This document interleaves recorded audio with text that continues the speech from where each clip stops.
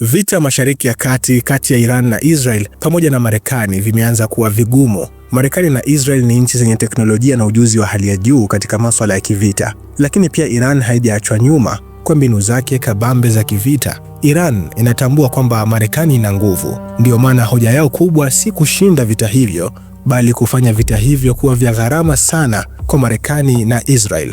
Katika saa 100 za kwanza tu, Marekani imetumia takriban dola bilioni 3.7 kwenye vita hivyo. Inakadiriwa upande wa Israel na Marekani wanatumia takriban dola milioni 900 kwa siku katika vita hivyo, kuanzia silaha, makombora na matumizi mengine.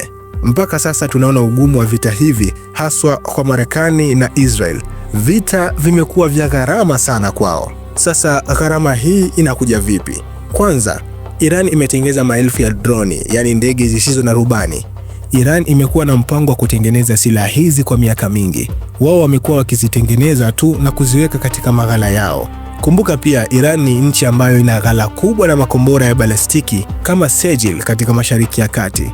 Iran ina uwezo wa kutengeneza droni hizi haraka na kwa bei nafuu. Kwa maana hiyo, Iran ina akiba kubwa ya droni hizi. Droni hizi ambazo wanaziita Shahid zinagharimu takriban dola 20,000 tu kuzitengeneza.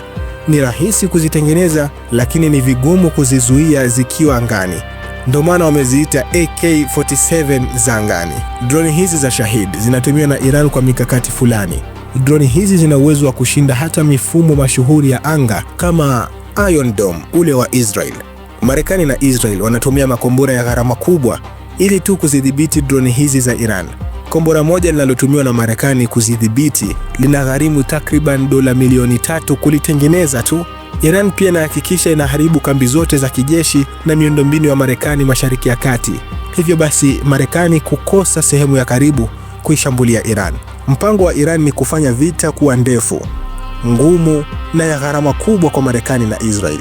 Sasa je, Iran na mkakati huu wanaweza kushinda vita hivi? Hebu nipe majibu yako hapa kwenye comment section.